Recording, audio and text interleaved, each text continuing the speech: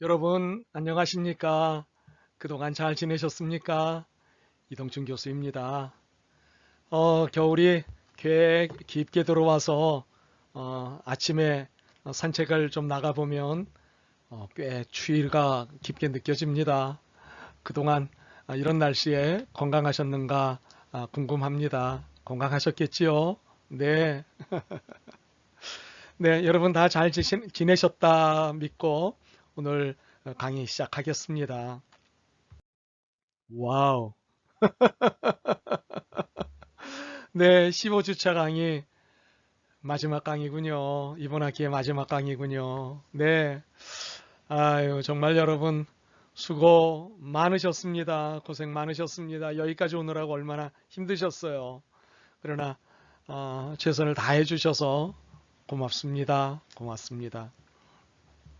말씀드린 대로 오늘 수업은 지난 한 학기 동안 여러분이 공부하면서 궁금했던 것, 궁금했던 것 질문하시라고 말씀을 드렸고 또 여러분들께서 정말 보내주신 질문의 수준이 굉장히 깊었습니다. 그리고 진지했습니다. 그래서 하나하나 질문에 답을 준비하면서 많은 정리를 했고 또 새로운 아이디어도 앞으로 뭘 더 제가 연구하고 여러분하고 나눌지에 대해서 고민할 수 있는 좋은 시간이었습니다. 지난번 8주차 질문과 답에 이어서 보다 성숙해진 여러분의 질문을 보면서 느낀 소회입니다. 네, 그럼 시작을 해볼까요? 첫 번째 질문입니다. 통일 리더십을 배우고자 하는 자들로서 항상 마음에 품고 있어야 하는 마음가짐은 무엇인가요? 첫 번째 질문으로, 마지막 질문으로 해야 되나? 첫 번째 질문으로 해야 되나? 고민을 하다가, 네, 순서 없이 정리를 해봤는데 이게 첫 번째 질문이 됐습니다. 네. 통일 리더십을 배우고자 하는 분들은 항상 마음에 이런 마음을 품고 있어야 된다 싶습니다. 통일은 선택이 아니라 필수다. 이 사실을 놓치지 않는 거예요. 통일은 해도 좋고 안 해도 좋고 하는 문제가 아니라 반드시 해야 한다라고 하는 거죠. 사실은 왜 통일은 반드시 되어야 하는가에 대해서는 우리 수업에서 다루었죠. 기독교적 관점에서 볼 때 하나님의 뜻이거든요. 그러나 기독교적 관점이 아니더라도 우리는 원래 한 민족이었기 때문에 통일이 되는 건 본래의 자리로 돌아가는 거죠. 그래서 당연한 겁니다. 지금 분단의 현실이라고 해서 통일이 되어야 하느냐 말아야 하느냐, 통일이 될 수도 있고 안 될 수도 있다 라고 하는 태도는 통일은 반드시 되어야 한다고 하는 입장에서 볼 때는 매우 어정쩡한 입장이거나 이중적 태도로밖에 볼 수가 없는 거죠. 네, 객관적인 태도라고 볼 수는 없습니다. 그래서 통일은 선택이 아닌 필수라는 사실을 놓치지 않는 것이 굉장히 중요한 마음가짐이다 라고 생각이 됩니다. 물론 이것은 단순한 감정적 믿음이 아니라 이성적 판단에 의한 확신이어야 합니다. 그러니까 진실과 사실에 기초한 자료와 논리를 가지고 확신에 거해야 하는 것이죠. 더욱이 우리의 통일 리더십은 성서에 근거한 것이기 때문에 성서적 입장을 명백히 갖고 있어야 됩니다.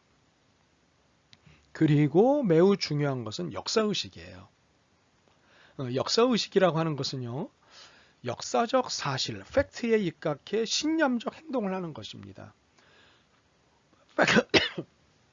죄송합니다. 팩트에 의해 믿음을 가지고 행동을 하는 거예요. 이걸 신념적 행동이라고 얘기를 하죠.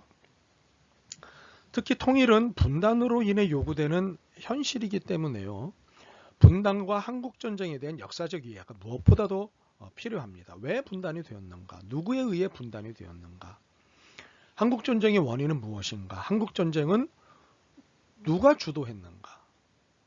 네, 이런 역사적 사실뿐만 아니라 진실에 대한 이해가 무엇보다 필요합니다.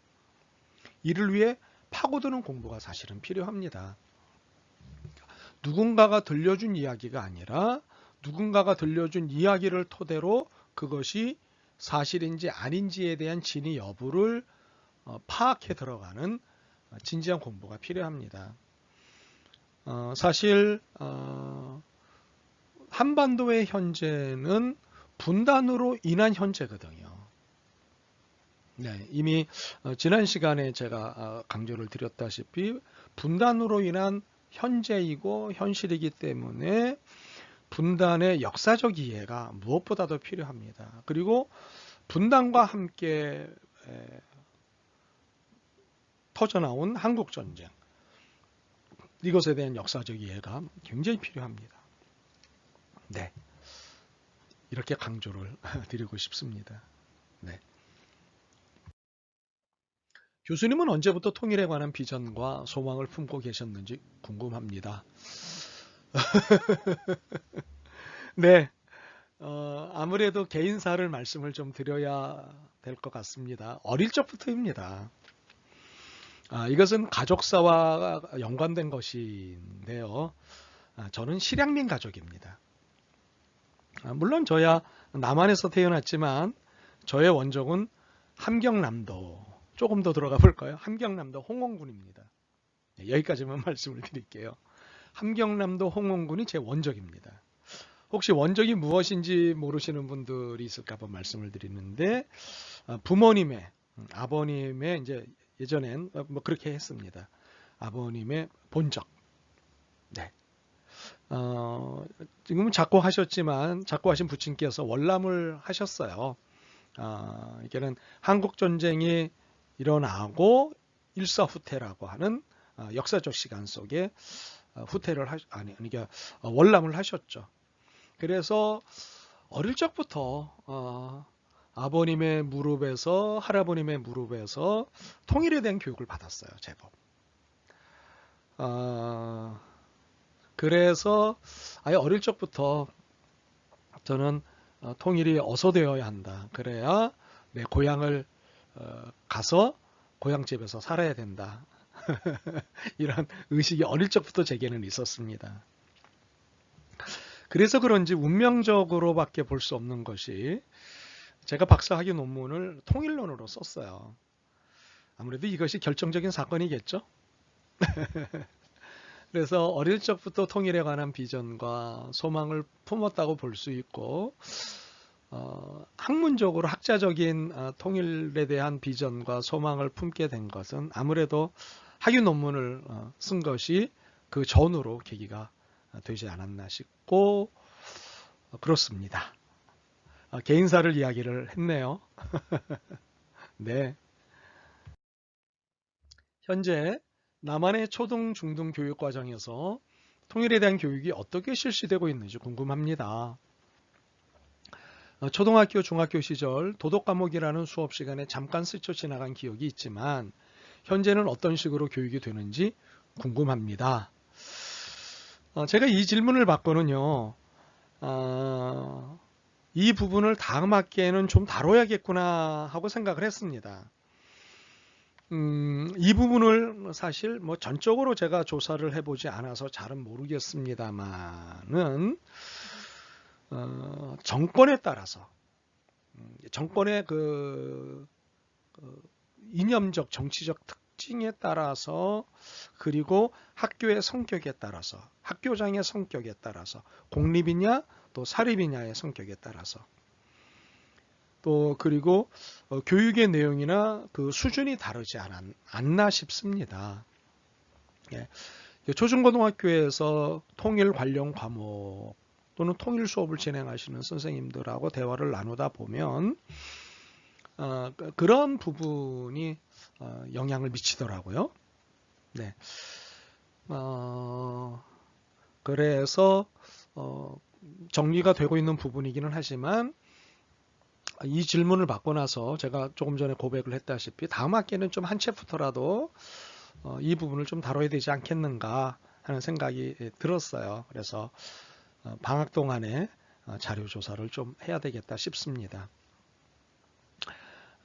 어찌되었건 안보 중심의 통일 교육이냐 아니면 화해 평화 중심의 통일 교육이냐로 대별할 수 있을 것 같아요. 선생님의 특성에 따라서. 네. 그리고 정부가 권고하는 통일 교육 지침이 있을 텐데 그것에 따르지 않고 본인의 주장을 좀 더 내놓는 그런 부분들도 없지 않겠다 싶습니다. 네, 그렇습니다. 그렇게 설명을 드릴까요? 네. 독일 통일의 경우 1989년 베를린 장벽이 무너지고 나서 약 1년 후인 1990년 공식적으로 통일이 이루어졌는데요. 베를린 장벽을 무너뜨린 것이 통일의 시기를 먼저 염두에 두어 과정으로서 작동된 것인지 아니면 반대로 추진한 정책 중에 하나로서 자연스럽게 통일로 이끌어낸 것인지 궁금합니다.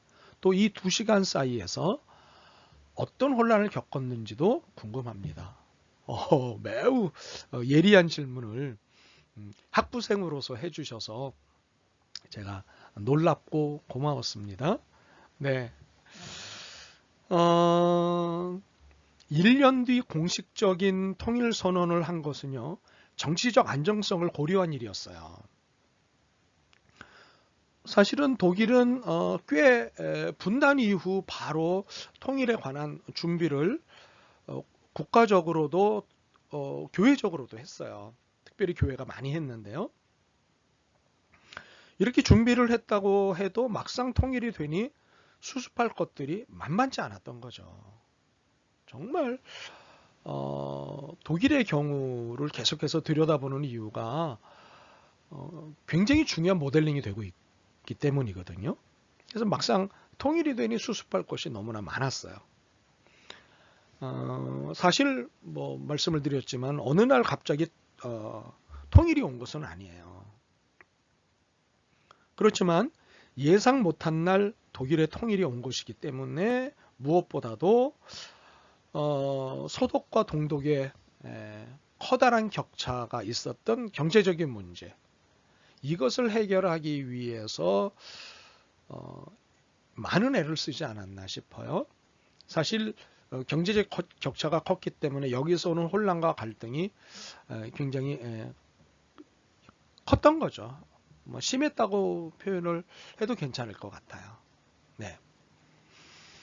사실 이 문제가 꽤 많이 해결이 지금 독일에서 되기는 했지만, 그러니까는 이제 근 30년이 지났으니까요. 30년이 지났으니까 꽤 많이 해결됐지만 여전히 심리적 갈등, 경제적 갈등이 있다고 합니다. 이 부분에 대한 뭐 연구물이 이제 독일에서 계속해서 나오고 있으니까 오늘은 뭐 다 구체적으로 말씀을 못 드려도 다음 학기 땐 한번 다뤄볼 만하다 싶습니다. 그러니까는 준비가 됐어도 막상 뚜껑을 열고 보니까 해결해야 될 문제들이 산적해 있기에 1년이라는 유예 기간을 두고 1년 뒤에 통일을 공식적으로 선포했다. 이렇게 보아집니다. 물론 법적으로 정리해야 될 것들이 더 많이 있었겠죠. 네, 그렇습니다. 그런 이유들이 있었다고 하는 걸 말씀을 드리겠습니다. 이번 수업에서 소개한 것 외에도 브란트가 평화 화해를 위하여 한 수고가 더 있나요? 네. 이미 수업 시간에 다 설명을 드리기는 했지만 그래도 혹시라도 더 있나 싶어서 질문을 하신 것 같습니다. 다시 한번 말씀을 드리면 이렇습니다. 좀 길게 설명을 좀 드려야 될 것 같은데요. 네. 국제 정세의 변화에 대한 탁월한 감각과 시대 조류에 대한 민감한 파악 능력이 또한 브란트에게 있었어요. 그래서 브란트가 현실주의자이면서 동시에 비전을 가진 정치가로 돋보이게 만든 덕목이 됐던 거죠. 네. 이런 덕목들 덕분에 그가 평화와 화해를 위해서 정말 많은 수고를 했습니다. 그가 그 독일의 통일만을 위한 것이 아니라 주변 국가들, 세계 평화와 화해를 위해서도 굉장히 많은 수고를 했어요. 그러니까 여타의 정치가들과는 달리, 또 유럽 정치가들과는 달리 브란트는 일찍부터 국제정치의 유럽 중심주의를 벗어던졌어요. 유럽을 중심으로 해서 국제정치가 또 세계 평화와 화해가 진행되어야 한다라고 하는 유럽 중심주의 또는 유럽 중심의 패권주의 같은 것을 사실은 브란트는 일찌감치 벗었어요. 그래서 그는 그 1950년대, 1960년대에 유럽 정치가들로서는 드물게 제3세계에 관심을 가졌어요. 그래서 브란트는 1976년 11월 사회주의 인터내셔널의 대표가 되어서 유럽뿐만 아니라 비유럽 지역의 민주주의 발전을 위해 적극 노력을 했습니다. 정말 많은 노력을 했어요. 특히 브란트의 경우 1977년부터 1980년 사이에 월드뱅크라고 하는 세계은행의 위탁을 받아서요. 북남위원회 위원장을 맡아서 브란트 보고서를 발표를 합니다. 그래서 이 보고서에서 저개발 국가의 빈곤과 고통 및 불평등에 주목을 했어요. 그리고 세계 경제의 지역 간 격차 완화를 위한 선진국들의 노력이 필요하다고 촉구를 합니다. 브란트는 제3세계의 개발 정책에 대한 지원뿐만 아니라 인권과 민주주의 전진을 위해서도 각종 정치적 노력과 개입 그리고 중재 노력을 정말 아끼지 않았어요. 네, 경제 개발을 위해서뿐만 아니라 민주주의의 정착을 위해서도 정말 수고를 많이 했어요. 이렇게 그 빌리 브란트가 수고하는 것을 곁에서 지켜보고 있던 올로프 팔메 스웨덴 총리하고 브루노 크라이스키 오스트리아 총리 그리고 스페인 사회주의 노동당 대표이자 총리였던 펠리페 곤잘레즈가 아주 든든하게 브란트를 지원하고 협력을 했습니다. 자본주의 경제체제의 세계화가 낳은 지역 간 격차와 갈등 그리고 제3세계의 빈곤과 독재 문제 해결에 브란트만큼 적극적으로 나선 유럽 정치가가 있을까? 이렇게 의문을 제기할 만큼 브란트의 수고는 굉장히 독보적이었다. 굉장히 드물었다. 라고 보여집니다.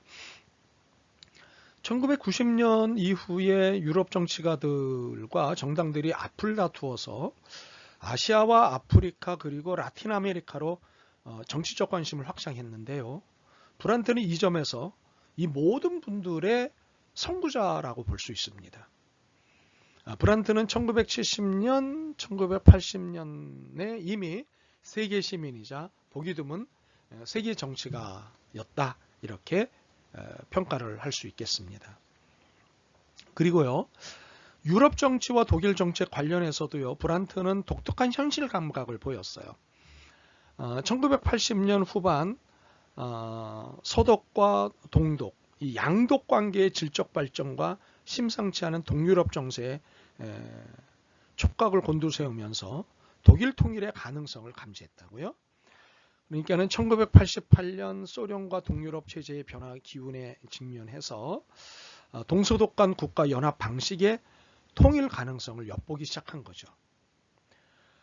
브란트는 당시 두 개의 국가 체제를 수용해서 국민국가로의 재통일보다는 초민족적 유럽 통합의 전망에만 매달렸던 적지 않은 3인당과 녹색당 좌파 정치가들과는 확연히 달랐어요. 그래서 1989년과 1990년 통일 국면에서 혼란에 빠져 있는 3인당 당원들에게 브란트가 이렇게 강조를 해요. 국민국가로의 새로운 통일이 결코 3인당의 오랜 평화 정치와 충돌하는 것이 아니다 라고 강조를 해요. 오히려 자신을 비롯한 3인당 정치가들이 제시한 적권을 통한 평화와 작은 걸음이 완성되는 것임을 웅변을 했어요. 강조했어요. 아주 역설적으로 강조를 했어요. 네. 이렇게 브란트는 현직에 있을 때뿐만 아니라 현직에서 떠났을 때도 평화 화해를 위해서 정말 많은 수고를 했습니다. 그런 점에서 브란트는 굉장히 존경을 받고 있죠. 네. 교수님은 통일에 관심을 가지게 된 계기가 무엇인가요? 앞에서 질문한 것과 같은 질문이어서 올릴까 말까 하다가 그래도 여러분 한 분 한 분의 질문이 소중해서 같은 질문이지만 그래도 다시 한번 올렸습니다. 앞에서 설명을 드렸으니까 그것으로 되겠죠? 네, 제가 통일에 관심을 가지게 된 것은 개인사가 있습니다. 개인 가족사가 있습니다. 앞에서 첫 번째로 설명드린 것으로 대신하도록 하겠습니다. 고맙습니다. 빌리 브란트 총리의 또 다른 업적이 있을까요? 이 또한 바로 앞부분에서 설명을 드렸으니까 그 설명으로 대신하면 어떨까 싶습니다. 네, 충분히 그것으로도 설명이 가능하다고 생각합니다. 네, 고맙습니다. 북아일랜드와 핀란드와 독일 등의 나라의 화해 협력의 사건들을 보았는데 현재 우리 한반도의 상황에서 가장 적절한 상황은 어느 나라인가요? 네, 이 질문 또한 좋습니다. 우리 수업에서 북아일랜드의 화해와 평화, 핀란드의 화해와 평화, 독일의 화해와 평화, 그리고 통일까지 우리가 살펴봤죠. 이렇게 이 여러 나라를 소개한 이유, 그것은 이들의 경우가 모두 다 필요하기 때문입니다. 어느 특정한 한 나라만 우리에게 전적인 모델링이 된다라고 볼 수가 없기 때문이죠. 어느 경우 하나를 특정해서 모델링하기에는 각 나라가 처한 상황이 우리와 다르기 때문이에요. 그래서 우리가 각 나라의 경우에서 얻을 수 있는 교훈들을 찾아 종합하자는 의미였다고 하는 거죠. 핀란드의 경우에는 강대국가 인접해서 벌어지는 사건, 대개가 이제 소련, 러시아와의 관계 속에서 벌어지는 거였고, 독일은 우리와 남북 대치 상황이 비슷하긴 하지만 또 유럽이라고 하는 상황이 있고, 북아일랜드는 남아일랜드와의 관계, 그리고 영국과의 관계, 이웃과의 관계 등등. 그러나 더 복잡한 것은 북아일랜드 같은 경우에는 그 안에서의 자국 안에서의 문제가 더 심각했다라고 하는 것들. 그래서 각각의 어떤 처한 상황이 우리 한반도의 상황하고 다르기 때문에 각 나라의 경우들 중에 우리가 대화를 나누고 우리가 얻어올 수 있는 부분들이 여러 꼭지들이 각각 있기 때문에 그래서 이 모든 나라들을 소개했다라고 하는 것. 그래서 어느 나라가 가장 적절하다라고 보기에는 모든 나라의 경우가 다 우리에게 도움이 된다라고 대답을 해드려야겠습니다. 네, 그래서 우리가 각 나라의 경우에서 얻을 수 있는 교훈들을 찾아 종합하자는 의미였다고 하는 것을 말씀드리겠습니다. 네.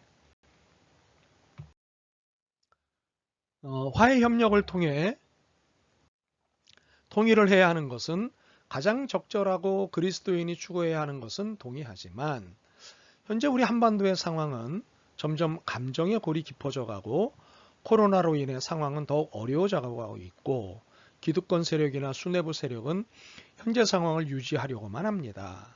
우리는 이런 상황일 때 정권이 바뀌기를 기다리거나 북한이 쿠데타를 일으키는 것을 기다려야 하나요? 아니면 정말 이런 상황임에도 불구하고 다른 사람들은 현재 상황을 좋아함에도 불구하고 그리스도인인 나는 화해 협력을 추구해야 하는 건가요? 네,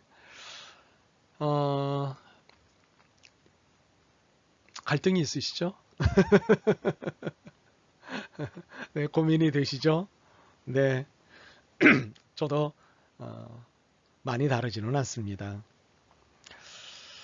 그런데 저는 이 수업을 듣는 분들이 어떤 경우에도 놓치지 말아야 할 것을 매번 강조했습니다. 그 강조한 것이 무엇이냐 하면 그리스도인이라는 사실을 놓치지 말 것을 제가 매번 강조를 드렸죠. 그리고 기독교적 관점에서 우리의 사고의 지평을 확장해야 하고 그리고 정리해야 된다는 것을 강조했습니다. 네. 이 수업이 기독교의 가치와 정신과 교리에 입각해서 진행되어지는 수업이기 때문에 그래요. 물론 기독교적이라고 하는 것을 떠나서도 이 수업은 의미가 있고 기독교라고 하는 타이틀을 빼고서도 얼마든지 대화가 가능한 수업이기는 합니다. 네, 그렇게 만들어 가고 있고요. 사실은요. 그러나 기독교라고 하는 토대 위에서 이 수업이 진행되어지기 때문에 저는 그리스도인이라는 사실을 강조했고 기독교적 관점에서 우리의 사고의 지평을 확장하고 정리해야 된다고 강조를 했습니다. 그렇다면 기독교 정신이 무엇일까요? 기독교 정신은 화해, 용서, 협력, 나눔, 사랑입니다. 화해가 빠진 기독교, 용서가 빠진 기독교, 협력이 빠진 기독교, 나눔이 빠진 기독교, 사랑이 빠진 기독교, 이해할 수 없습니다. 이것을 놓치는 순간 그것은 더 이상 기독교가 아닙니다. 성서적이지도 않고요. 그래서 질문에 답변을 하자면 그럼에도 불구하고 그리스도인인 나는 화해 협력을 추구해야 한다라는 거죠. 네. 이것은 정권이 어떤 스탠스를 어떤 입장을 유지하고는 상관없어요. 네. 화해와 협력을 추구하는 정부냐 그렇지 않은 정부냐 상관없어요. 화해 협력을 추구하는 정부라면 땡큐. 그렇지 않아도 나는 그리스도인으로서 화해와 협력을 추구해 나가야 된다라고 하는 거죠. 네. 우리는 상황에 따라서 감정과 입장을 바꾸는 사람들이 아니라 상황이 어찌되었던 상관없이 우리는 우리의 길을 그리스도인의 길을 가야 하는 사람들이죠. 네. 다음 질문을 볼까요? 통일을 위해서 개인적으로 할 수 있는 일이 무엇이 있는지요? 네, 많습니다. 그러나 무엇보다도 기독교인으로서 우선 기도하셔야 합니다. 그리고 꾸준히 통일 관련 공부를 하시는 겁니다. 그리고 그리스도인의 사명 중 하나가 일치와 통일이라는 것을 잊지 말고 실생활에서 살아내는 것입니다. 예, 일치와 통일을 위해서 실생활에서 보여주셔야 돼요. 네. 그리고 한반도를 사랑하는 태도를 주변에 늘 보이는 것, 이거 굉장히 필요합니다. 중요하고요. 이렇게 개인적으로 할 수 있는 일이 많습니다. 먼저는 기도하시고요. 그리고 통일 관련 공부를 하시고요. 그리고 일치와 통일을 실생활에서 살아내 주시고요. 그리고 한반도를 사랑하는 태도를 보여주시는 것. 이것이 개인적으로 하실 수 있는 일입니다. 네. 저 개인적으로도 부탁드립니다. 만약 통일이 된다면 우리나라가 경제적으로 자리를 잡을 때까지 시간이 걸릴 텐데 그 과정 속에서 우리에게 어떤 영향이 미치는지 궁금합니다. 맞습니다. 분명히 우리의 실생활에 아주 피부에 와닿을 정도로, 피부에 와닿을 정도가 아니라 아주 강력하게 와닿는 영향이 있습니다. 당분간 고생할 겁니다. 어떤 고생을 할까요? 경제적인 고생을 합니다. 네, 이건 분명해요. 북한이 경제적으로 굉장히 좀 열악한 상황에 있지 않습니까? 그것을 다 우리가 함께 부담을 해야 한다고 할 때 당분간 고생은 불가피합니다. 이것은 최근에 통일된 독일의 사례가 있기 때문에 아주 분명해요. 그러나 다행스러운 것은 독일의 사례 때문에 많은 아이디어를 독일로부터 얻어서 극복할 수 있는 길들을 독일보다는 좀 더 확실하게 찾아낼 수 있지 않을까, 그렇게 생각이 됩니다. 영향 분명히 있습니다. 경제적으로 어려울 거예요. 그러나 경제적으로 어렵게 될 수 있다는 것 때문에 통일을 반대하거나 통일을 주저할 이유는 없어요. 왜냐하면 고생 끝에 낙이다 라고 하는 말이 있다시피 통일은 분단보다 훨씬 좋아요. 네, 조금 고생은 참아야 되겠죠. 네. 질문을 볼까요? 오.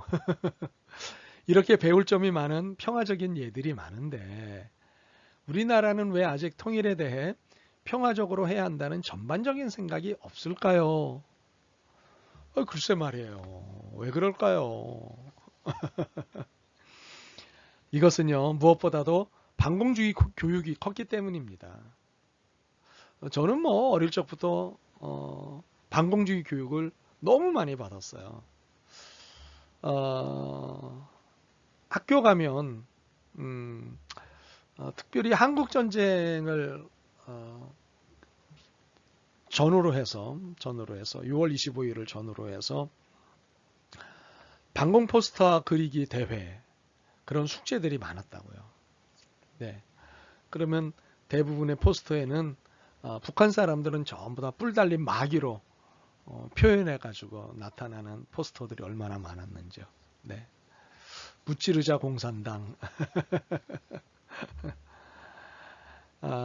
이 반공 사상은 사실 미국에서 시작된 거예요. 자본주의 미국이요, 공산주의 국가인 소련과의 패권 경쟁을 아주 심하게 했던 적이 있어요.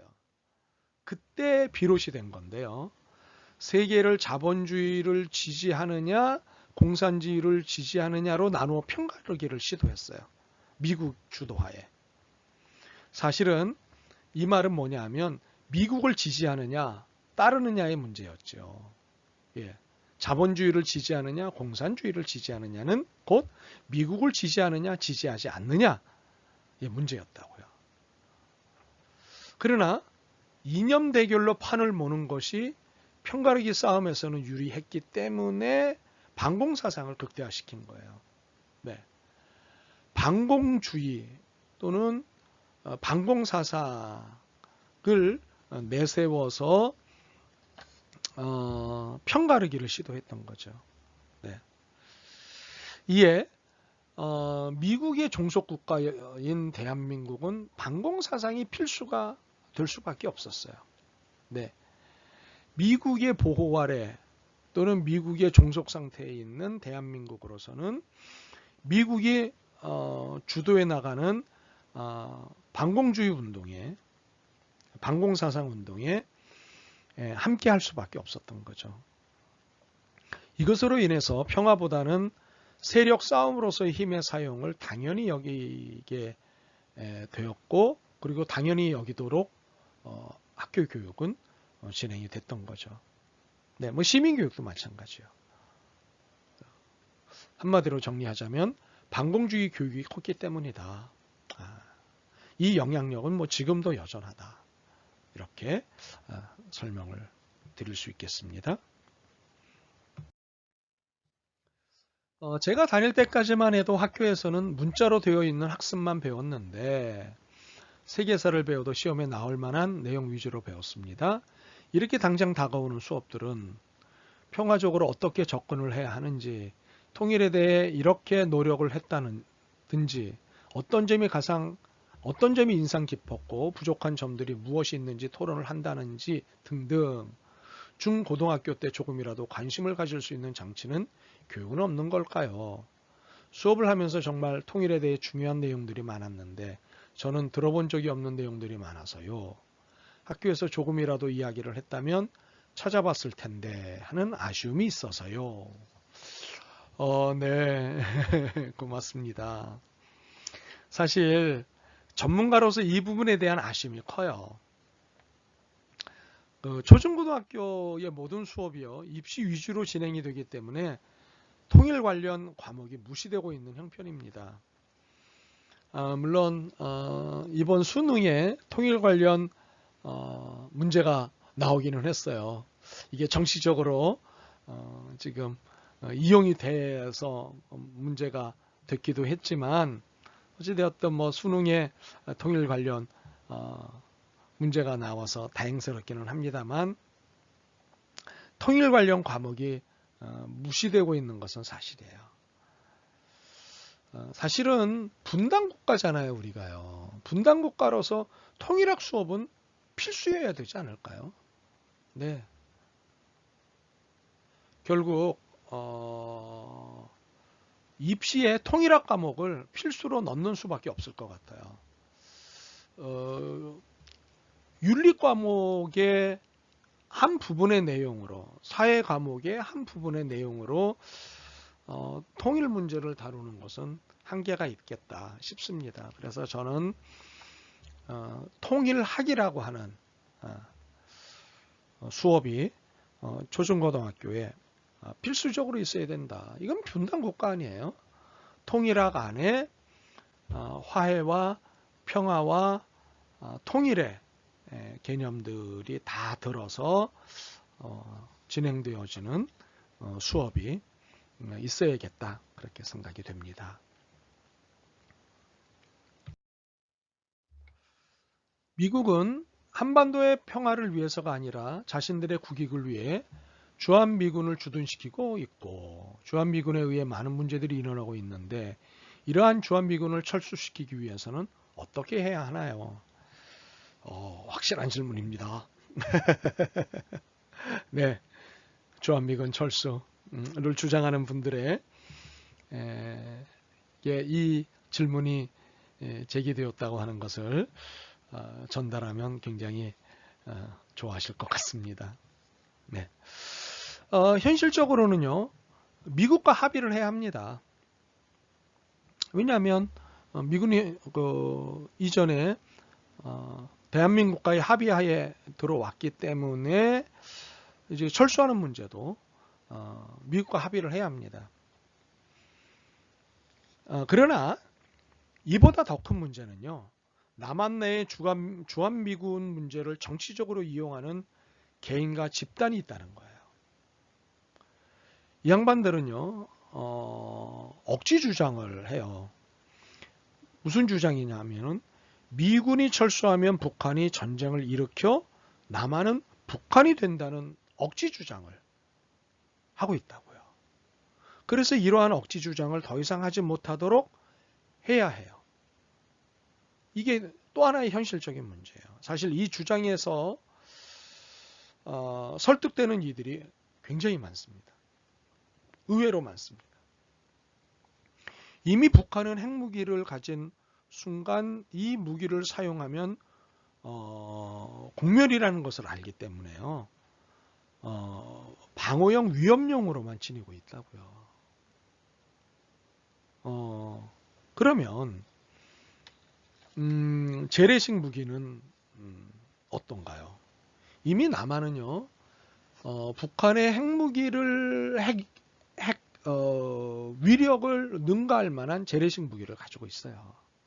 그런 수준으로 보유를 하고 있다고요. 절대 질 수 없는 군비가 준비되어 있어요. 그러므로 미군 철수는 결코 문제가 되지 않아요. 네, 바로 이러한 사실을 설득시킬 필요가 있어요. 네. 주한미군 철수는 뭐 미국하고 합의를 하면 되겠죠. 그러나 미국이 어떤 계산을 갖고 있는지에 따라 뭐 달라질 수는 있겠죠. 그러나 미국과의 합의보다 더 큰 문제는 주한미군 철수가 곧 빨갱이 나라가 될 것이다라고 염려하는 분들에 의해서 더 막혀져 있거든요. 네, 이 부분을 남한사회 내에서 합의가 이루어져야 돼요. 그게 굉장히 필요합니다. 지금으로서는. 네. 네, 질문을 또 볼까요? 전쟁에 초점을 맞추는 것이 아니라 평화에 초점을 맞춘 샬롬 지향적 통일 시민 교육론이 필요한데 아직 학교에 다니고 있는 학생들에게는 학교를 통해 이러한 교육을 할 수 있지만 이미 학교를 졸업한 어른들에게는 어떤 방식으로 이러한 교육을 할 수 있을까요? 네, 어른들이 문제죠 늘.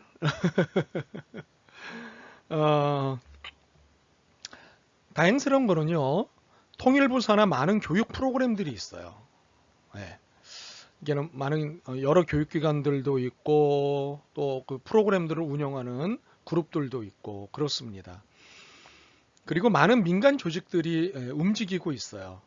그래서 뭐 어른들이야 뭐 의무 교육이 아니니까 강제할 수 없지만 이런 많은 프로그램들, 단체들이 운영되어지고 있다고 하는 사실은 의미가 있고 그리고 어른들이 그 프로그램과 그런 모임들을 통해서 샬롬 지향적 통일 교육을 받을 수 있다고 하는 것 말씀을 드리겠고 그리고 꽤 많은 시민들이 이런 교육을 접하고 있다고 하는 것 굉장히 좋은 현상이라고 저는 생각하고 진행되고 있습니다. 네. 북한과 남한과의 문화적 차이에도 큰 부분인데 이런 문화적 차이를 좁힐 수 있는 방법은 어떤 것이 있을까요? 네, 이거 굉장히 고민을 많이 해야 되는 부분이죠, 그렇죠? 그런데 물리적으로 좁히는 것보다는요, 공유하고 이해하는 것이 필요합니다. 그 간격을 좁혀가는 것이 바람직한 방법입니다. 차이를 일치시키려고 하지 말고 차이를 있는 그대로 일단 수용하면서 이 두 개가 자연스럽게 융화되고 동화되도록 그렇게 해야 된다는 거죠. 네. 어느 하나의 문화를 정해서 그렇게 가자라고 하는 건 문화의 특성상 그렇게 되지 않습니다. 예.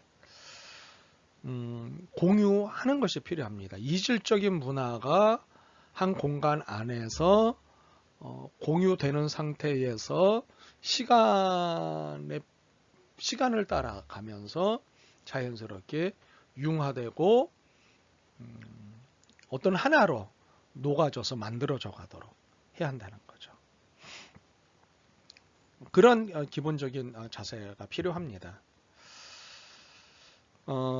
이렇게 하기 위해서 무엇보다도 다양한 분야의 문화적 모임을 갖는 것이 필요합니다. 예, 다양한 문화적 모임을 함께 갖는 거예요. 이렇게 함께 하다 보면 남북 모두 이해의 진폭이 커질 거라고요. 쟤네들은 왜 저렇게 살아? 왜 저 사람들은 저렇게 생각을 해? 저건 무슨 태도야? 뭐 이렇게 궁금해 할 수는 있지만 그러나 함께 그 이질적인 것들을 함께 이해하려고 노력을 하다 보면 어느 지점에서부턴가 서서히 함께하고 융화되고 동화되고 만나고 새로운 것이 탄생되어지는 시간이 올 거라고요. 네. 그러기 위해서는 만나야 돼요. 만나야 돼요. 통일을 준비하는 일상생활 속 노력은 어떤 것이 있을까요? 남녀노소 어릴 때부터 습관처럼 할 수 있는 노력이 있을까요? 네, 있습니다. 그것은 뭐냐면 통일에 대한 기대감입니다. 통일에 대한 기대감, 이 기대감. 통일을 하면 왜 좋은지, 통일이란 어떤 의미인지, 또 통일을 왜 해야 하는지, 어떻게 할 수 있는지, 어떻게 하는 것이 바람직한 것인지, 이런 내용을 포함한 통일에 대한 기대, 이런 것이 필요하죠. 그리고 우리 수업에서 내내 강조를 했다시피 화해와 평화만이 통일로 갈 수 있는 길임을 주시하는 거예요. 이건 습관처럼. 세계 대부분의 나라들이 평화 교육을 실시합니다. 화해하고 평화롭게 살아가는 것. 어떻게 화해하는가. 그리고 화해를 통해서 평화는 어떻게 구축해 나가는가. 이런 평화 교육, Peace Education. 이건 특별히 유럽 사회에서는 많이 시킵니다. 근데 우리는 이 평화 교육이 굉장히 낯설어요. 네. 왜 그럴까 하고 생각을 해보면 아무래도 분단의 영향이 크지 않나 하는 생각이에요. 정말 싸우려고 하고 이기려고 하고, 네. 아무래도 분단의 상황이 가져온 슬픔이지 않겠나 싶은데요. 네, 이게 화해와 평화만이 통일로 갈 수 있다라고 하는 것을 어릴 적부터 습관적으로 학습되어야 되고 그것이 일상화되어야 한다는 것. 그게 굉장히 필요하다고 봅니다. 통일을 좀 더 앞당길 수 있는 방법은 무엇일까요? 아이고, 정말 저도 간절히 바라는 바입니다. 좀 더 앞당길 수 있는 방법이 무엇이 있을까요? 늘 강조하는 말이지만 자꾸 만나 대화해야 합니다. 그리고 자꾸 만나 교류해야 합니다. 이것만이 통일을 앞당길 수 있는 방법입니다. 상대방보다 힘을 더 키우면 좀 더 빨리 통일이 올 수 있겠다? 아니요.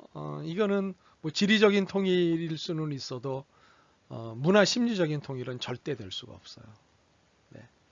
강제에 의한 통일, 그것의 후유증은 어마어마합니다. 또 전쟁이 일어납니다. 네. 세계사 공부해 보시면 다 압니다. 그래서 자꾸 만나서 대화해야 됩니다. 무엇이 문제인지, 해결 방안은 무엇인지, 우리가 무엇을 양보할 수 있고 양보할 수 없는지, 양보할 수 없는 거라 해도 잠깐만 만나서 얘기하다 보면 공감대가 형성이 됩니다. 예. 그러니까 힘으로 억눌러서 앞당기겠다고 하는 발상은 안 하면 좋겠어요. 네. 앞당길 수 있겠죠, 힘으로. 그러나 앞당겨서 뭐 하게요? 평화롭지 못한 통일? 폭력으로 인해서 오히려 후유증만 크게 남게 되는 통일? 그거는 진정한 통일이 아니에요. 진정한 통일은 평화 통일이에요. 힘을 써서 평화 통일? 에이, 이건 모순이죠. 네. 그런 발상은 안 하셨으면 좋겠어요. 네. 통일을 좀 더 앞당길 수 있는 방법은 대화하고 자꾸 만나는 거예요. 자꾸 만나고 자꾸 대화하는, 많이 대화하는 거예요. 이 방법이 최고의 방법입니다. 출석 체크를 해야 되는 시간이군요. 네. 오늘 이 수업을 통해서 여러분이 질문을 해주신 것 모두 몇 개인지, 질문은 모두 몇 개인지 체크해서 보내주시기 바랍니다. 네. 통일이 되기 전에는 서로 역사 교육에서 남과 북을 좋지 않게 말했는데, 통일이 된 후 역사 교육은 어떻게 해야 하는지요? 네. 정말 궁금할 수 있습니다. 일단 통일이 되면 좋지 않게 말해야 할 이유가 근본적으로 없어진 것 아닐까요? 통일이 됐는데. 그리고 역사적 평가는요, 남북의 역사학자들이 만나서 깊고 신중하게 연구하게 될 거예요. 혹시 문제가 있으면 남북 모두 지적받아야 할 일이겠죠? 그렇죠? 네. 그러니까는 남북의 학자들이 모여서 역사학자들이 모여서 이 문제는 어떻게 정리할 것이냐, 이 문제는 어떻게 정리할 것이냐, 한 건 한 건 정리를 해야겠죠. 그렇죠? 정리를 하면 전문가들의 정리에 따라서 이제 하나씩 하나씩 우리가 정리하고 새롭게 우리의 역사적 진실을 정리해 나가야겠죠. 네. 그러니까 남한 위주의 입장 정리로 가서는 안 되는 거죠. 그거는 뭐 그렇게 될 수도 없고요. 이런 사실을 놓치지 않으셨으면 좋겠습니다. 수업에서 다루었던 핀란드의 상황을 듣다 궁금해진 부분이 있습니다. 자유자본주의 민주국가의 핀란드와 공산주의였던 소련과의 정치적인 외교와 전쟁은 독일과도 서로 밀약을 통해 서로가 먹고 먹히는 상황이 비일비재했는데 결론적으로 핀란드는 각 국가의 정치적인 외교와 군사적인 힘에 눌려 자유를 양보해야 한다는 것은 전쟁을 겪은 나라에서 피할 수 없는 루트인지 궁금합니다.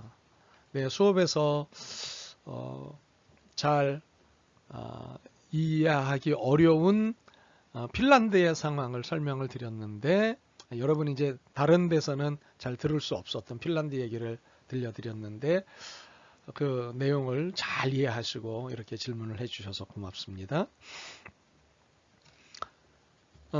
이것은 피할 수 없는 상황이기보다는요, 핀란드의 입장에서 그렇게 판단했던 것이에요. 네. 선택지가 여럿 있었지만 이렇게 하는 것이 살 길이라고 당시 핀란드가 판단을 했고요. 그것의 결과가 지금처럼 나타난 거예요.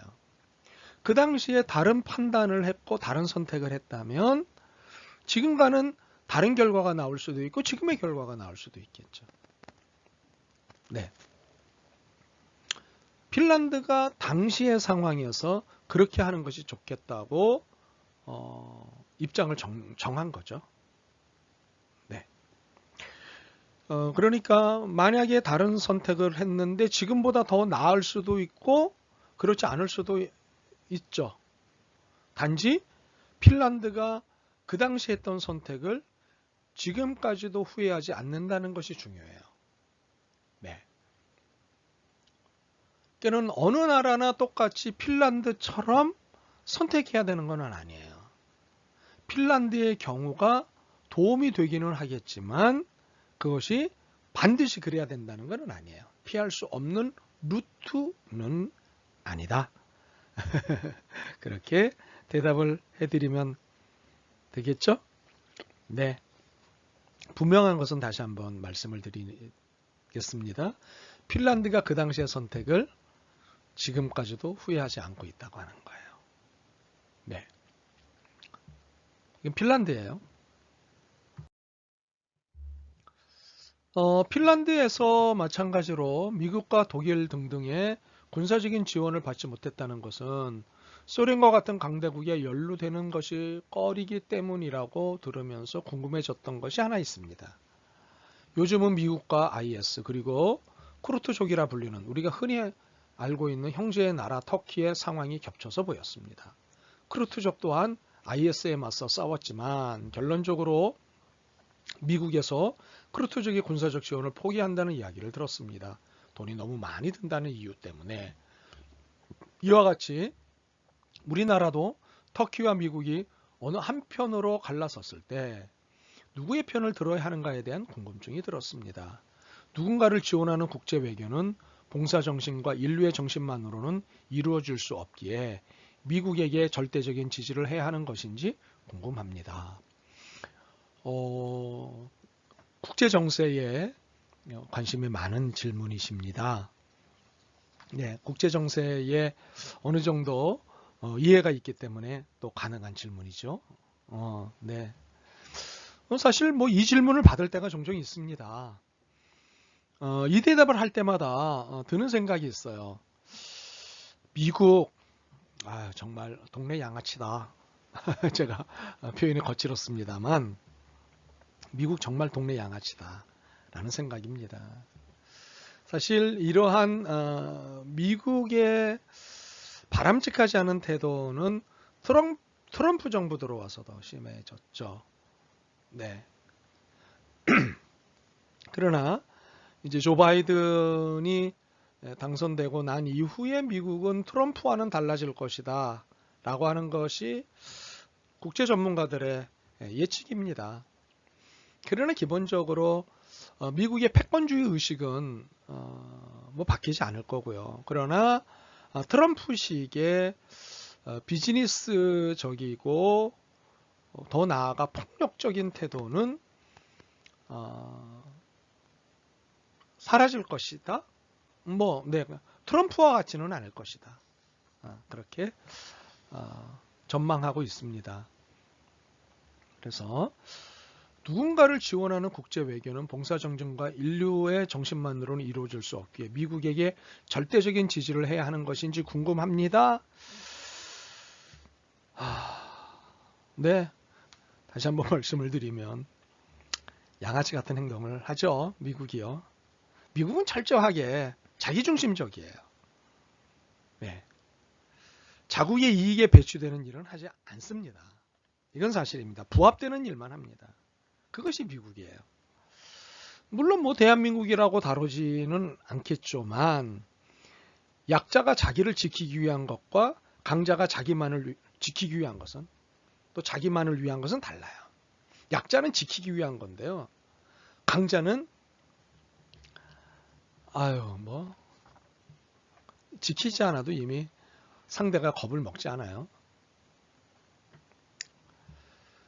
그렇기 때문에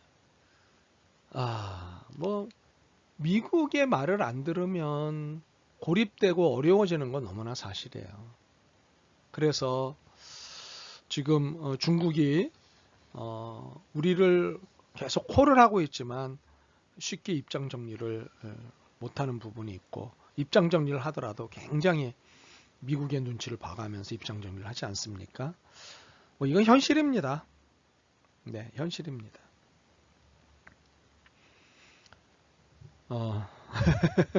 뭔가 더 이야기를 하고 싶은데 여기까지만 하는 게 좋겠다 싶습니다. 네. 브란트 총리가 임기가 끝나고 어떻게 됐는지 궁금합니다.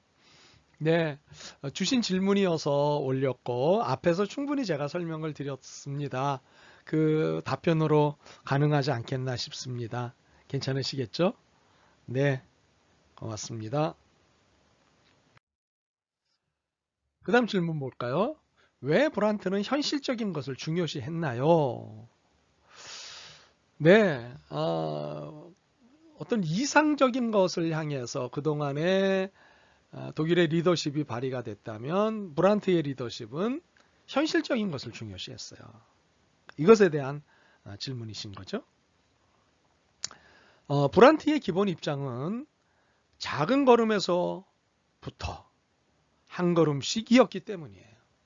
네, 그는 언제나 작은 걸음의 중요성, 한 걸음을 내딛는 것의 중요성, 그것을 언제나 강조하고 그것을 실천해 나갔어요. 이 큰 걸음을 내디디려다가 걸리는 장애물들이 사실은 의외로 많거든요. 큰 걸음을 내디려고 그러면 주변 국가들의 눈치를 봐야 돼요. 네.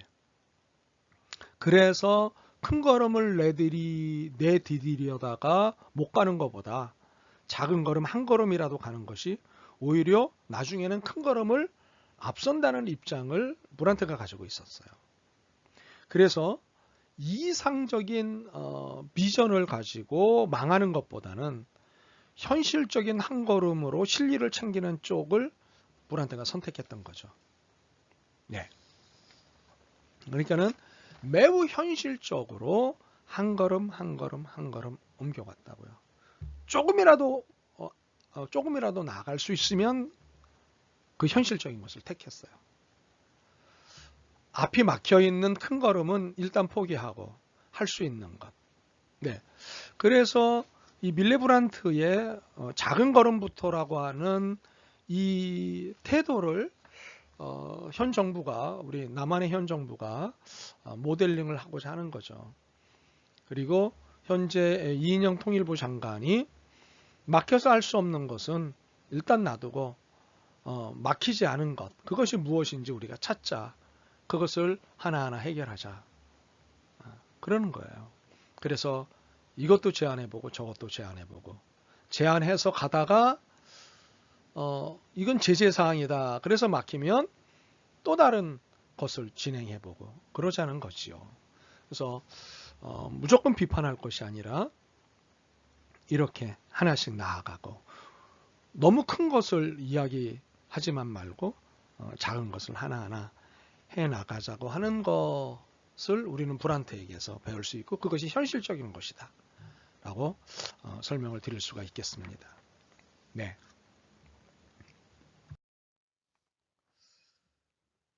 하나님께서 화해를 원하시며 서로 일치해야 한다는 것을 수업을 통해 알았습니다. 그러나 현실은 두 국가의 체계가 너무 다릅니다.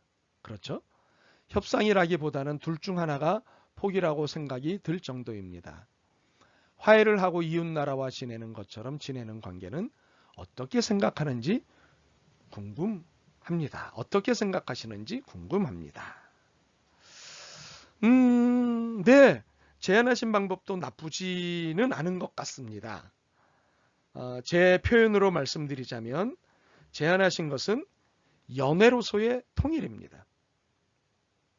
결혼하지 않았지만 결혼한 것 같은 연애이듯 실제적 통일이 아닌 통일인 것처럼 사이좋게 지내는 것이 연애로서의 통일이라고 할 수 있다면 이러한 연애로서의 통일도 나쁘진 않은 것 같습니다. 이웃나라와 지내는 것처럼 지내는 관계. 네, 이것도 통일이라고 인정을 해주신다면 이것도 또 하나의 방법이지 않을까 싶습니다. 그러나 통일이라고 하는 것이 심리적인 관계만 형성이 되는 것이 아니라 지리, 정치, 경제, 행정적이라고 하는 차원에서만 이해할 수 있다고 한다면 이것은 하나의 제한일 수밖에 없지 않겠나 하는 생각은 있습니다. 그러나 제안하신 방법도 나쁘지 않은 것 같습니다. 현재 우리나라와 국제정세에 종합적으로 적합한 통일의 모델은 어떤 것인지 알고 싶습니다. 개인적으로 한민족 한국가라는 통일 모델보다는 남한과 북한이 지난 오랜 세월 서로의 체제 사이의 간극이 너무나 커져버렸기 때문에 한 나라가 되기에 힘들다는 생각이 듭니다. 따라서 남한과 북한이 두 나라로서 평화적 교류, 즉 경제, 정치, 문화 등을 해나가는 것이 넓은 의미의 통일 모델이 되지 않을까 생각합니다. 제시하신 통일 방식에 저도 기본적으로 동의합니다. 하루아침에 이룩한 통일은 오히려 하지 않은 것만도 못할 수 있기 때문입니다. 통일은 과정이지 결과가 아닙니다.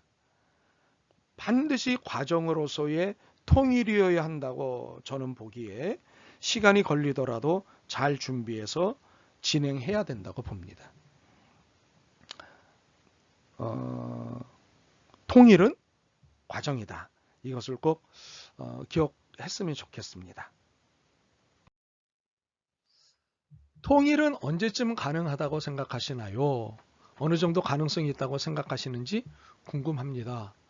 가능성? 저는 필연이기 때문에, 통일은 필연이기 때문에 가능성에 대해서는 한 번도 의심하지 않습니다. 단 언제쯤이라고 하는 것에 대한 것은 자신 있게 말씀을 못 드릴 뿐이죠. 네.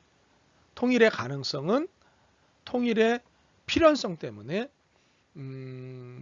당연히 가능하다고 믿고요. 그 시간은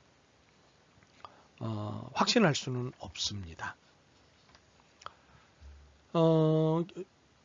다행스러운 것은요, 통일의 당일성을 인정하는 국민들이 다시 많아지고 있어요. 물론 북한은 기본적으로 통일주의자들이에요. 어릴 적부터 주체 사상에 의한 교육의 속에 통일이 기본적으로 전제되어 있거든요. 그래서 북한은 기본적으로 통일주의자들이 있고요.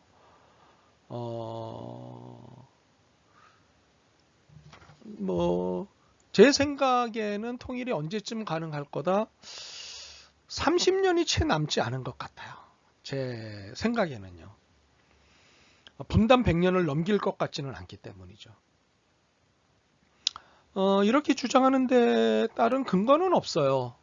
순전히 감이에요. 사실 통일의 가능성은 우리가 만들어가는 거예요. 그 구성원들이 얼마나 통일을 간절히 원하고 철저히 준비하느냐에 따라서 10년 안에 될 수도 있고 20년 안에 될 수도 있고 100년이 지나도 안 될 수 있어요. 문제는 통일은 우리가 만들어가는 거예요. 간절한 염원, 정말 철저한 준비, 이것으로 통일은 언제쯤이라는 시간을 정리할 수 있어요. 물론 미국도 손을 들어줘야 되고 많은 변수들이 있습니다. 네, 또 중국과 러시아가 손을 들어줘야 되는 부분도 있습니다. 여러 가지 변수가 있습니다. 그러나 통일 대상자인 남북한이, 특별히 남한의 경우 이 부분을 간절히 소망해야 된다. 그리고 수고해야 된다. 거기에 통일의 시간이 길어질 수도 있고 단축될 수도 있다. 그렇게 말씀을 드릴 수 있겠습니다. 출석 체크 시간이군요. 본인이 질문한 것에 대한 교수의 답변이 어땠나요? 추가 질문도 있나요? 네. 여러분이 질문한 것에 교수가 충실히 답변을 했는지, 마음에 들게 답변을 했는지 그 여부를 알려주시고요. 제 답변 중에 또 추가 질문이 생겼으면 추가 질문 개인적으로 해주시면 제가 개인적으로 답변을 하도록 하겠습니다.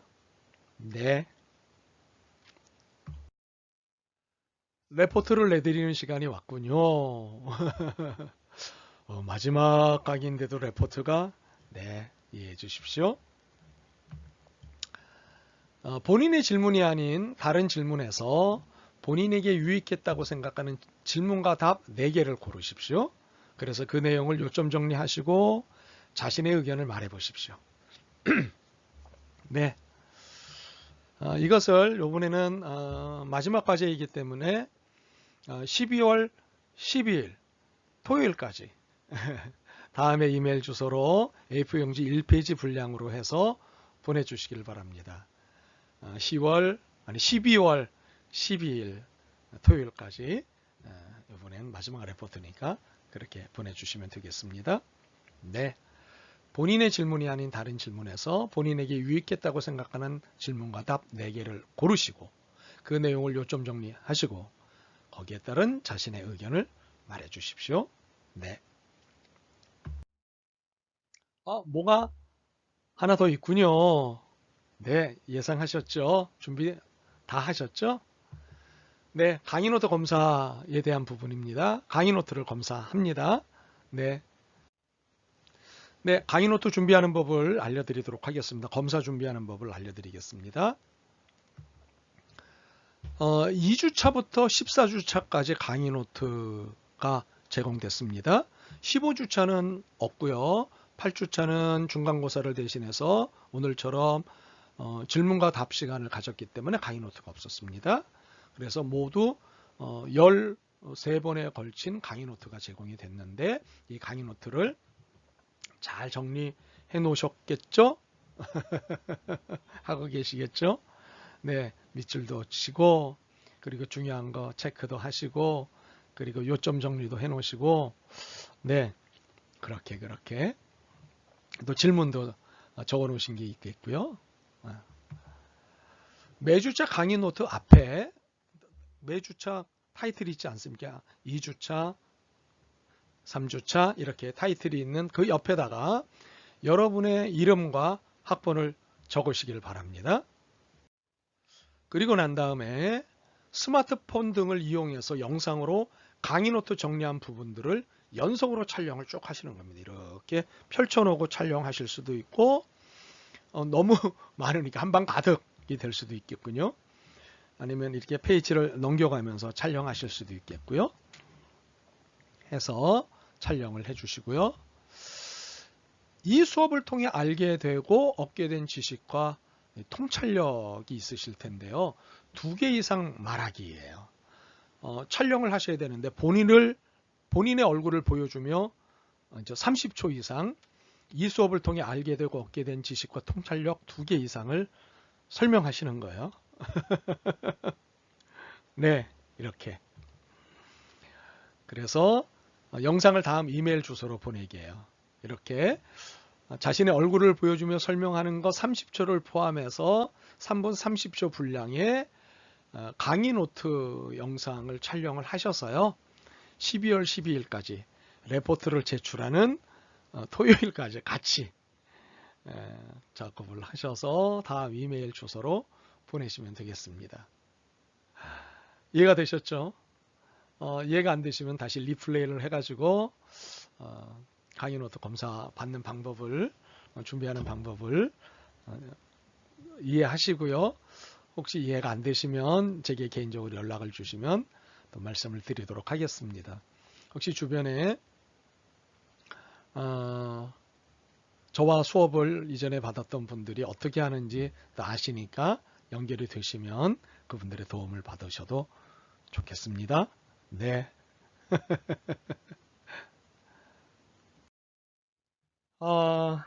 이 수업을 마무리해야 되는 시간이 왔군요.